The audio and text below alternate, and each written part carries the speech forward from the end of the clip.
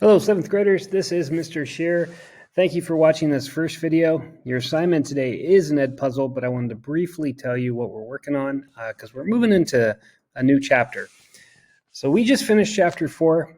We are now moving into chapter 5 called The State of Growth. It begins with the construction of the railroads and the impact they had out west. We will continue with that theme next week in person. But for today and tomorrow, there's a BBC video.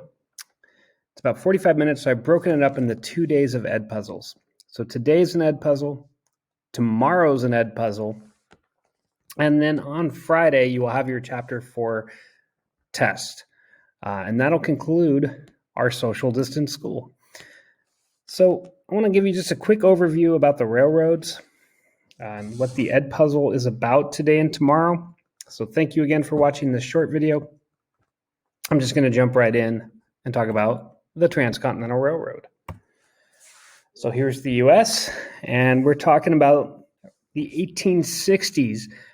So in the 1860s, there really isn't a good way across country. All of this Utah Territory, California, Mexico, that came from the Mexican-American War. Washington's still a territory, separate from Oregon. And really, back east, President Abraham Lincoln, in the height of the Civil War, realized that we needed to get a railroad from the Atlantic Ocean all the way across country to the Pacific Ocean. This would represent the first and longest railroad in the world. Not the first railroad, but the longest, first transcontinental railroad in the world and the longest railroad in the world. So keep in mind, people traveling from the East Coast to the West Coast had 3 ways to travel at this time. Your options to get across country include stagecoach, takes about 5 months, or you could take a boat if you're on the East Coast down here to Panama, get on a train, take a train across Panama, and then take a boat all the way to the West Coast. That would take months. Or you could go from the East Coast all the way around South America, and that would take at least 4 months. And this is some of the most dangerous waters down here at the tip of South America in the world. So that's not a good option either. So again, Lincoln recognized we need a better system. All 3 choices are long, dangerous, and expensive. So Pony Express got people used to the idea of getting an overland route. And the Pony Express, if you don't know, is the first mail service to deliver mail, created in 1860, and it would deliver mail from Missouri to California. California is new part of the U.S. due to the war with Mexico, Mexican-American War. Took about 10 days to ride a horse across country. They were riding 75 to 100 miles per day, switching horses every 10 to 15 miles. There are about 150 stops along the way where they deliver mail. Pretty impressive. It's its own history. But it showed a lot of people the route and gave people who wanted to build railroads an idea of where they would go with a railroad. Some cool historic photos there. Okay, so moving into the Transcontinental Railroad. Well, Transcontinental Railroad means a railroad that crosses a continent. Now, there are rail systems already starting in the east, but we had nothing west of the Mississippi, and it was quite the adventure to get out there. So the Central Pacific is the company that started out west, and the Union Pacific is a company that started in the east, and we're just going to briefly talk about those. They met up in the middle in Utah. So 2 companies are tasked with building the first transcontinental railroad, the Union Pacific and the Central Pacific.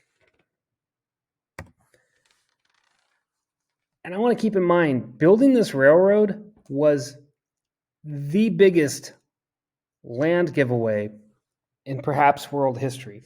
So the United States realized that no company could afford to do this on their own, so they gave subsidies, meaning amounts of money and bonuses to railroad companies in order to do this. For each mile of track, those railroad companies were given $16,000 up to $48,000 per mile. In addition to expenses, they were very well paid to build the railroad. The money varied depending on if you're going over mountains or flat land. So if you're going over flat land, you're given $16,000 per mile, which back then is quite a bit of money. Or if you're going over mountains, $48,000 per mile. Plus, for every mile of track laid, the railroad was given a buffer amount of land. So they were given a ton of land on either side of the track, which worked out to about 12,800 acres per mile.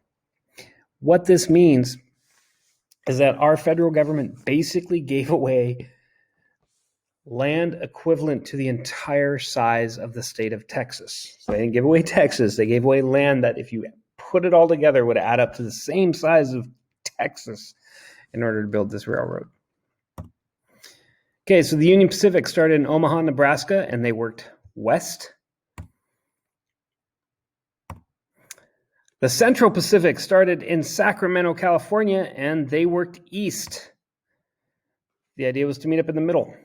As you'll notice, the Union Pacific, the blue line, got farther.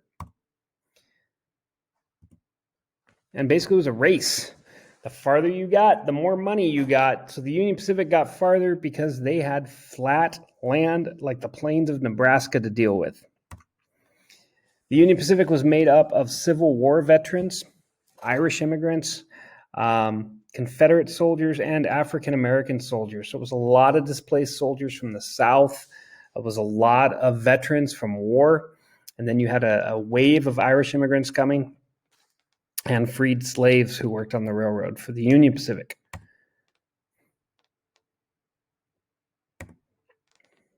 Now, the Union Pacific was greatly affected by Native Americans who themselves really didn't like the railroad coming across their land. In the 1860s, many had just been moved to reservations, and the last thing they needed was now there's a railroad being built on their land. So there was run-ins with Native Americans, specifically for the Union Pacific Railroad going from Omaha west. And of course, the railroad people were shooting, killing buffalo, which of course affected the Native Americans because that was their primary source of protein and meat. Okay. Now the Central Pacific had a more difficult task. They're leaving from Sacramento, California, and they just had to start out right in the Sierra Nevada mountain range. They had to start with elevations of up to 14,000 feet. That's like building a railroad over Mount Rainier and several Mount Rainiers. So they had a much harder task as they moved east to meet up with the Union Pacific. So the Central Pacific had the harder task getting through these mountains here. Again, this terrain is very tough, and it's a modern marvel that anyone was able to build a railroad. So they had a hard time finding workers. Nobody wanted to work in the mountains. And Charles Crocker, one of the leaders of the Central Pacific, suggested the company hire Chinese workers. There was a mass exodus from China at the time, especially with the gold rush. There was also poverty in China, famine in China, lack of food in China. So Chinese were mass immigrating to the west coast of the USA because of the gold rush, which we'll talk about in this chapter later. And many Chinese workers went to work building the railroad. They faced discrimination, but they proved to be some of the hardest workers in history, and certainly the hardest workers that the company had ever seen. Chinese workers also invented, not the workers, but the Chinese invented fireworks, and the Chinese were pretty good with pyrotechnics, pretty good with explosives.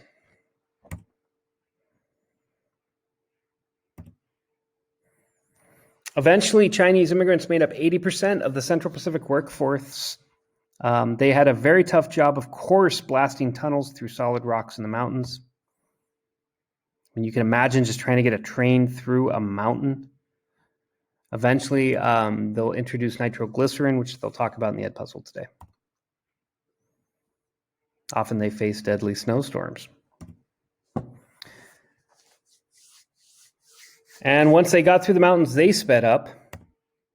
And eventually the two railroad companies meet and Promontory Point, Utah. And where you might have heard this in 4th grade, they put down the golden spike, which when the railroad was completed, the last spike in the track was the golden spike in order to honor the event. That is a brief history of the Transcontinental Railroad, which is what your Ed puzzle today and tomorrow is about. It goes into a bit of detail. Fair warning on the Ed puzzle. It's got a little bit of harsh language, and it is very dramatic, a little over the top on the drama. They're trying to make it super interesting to 7th graders. As always, guys, thanks for watching. Go do your Ed puzzle. As always, we're going to do it together at the meet, so you can come to the meet as well. Have a great rest of your day.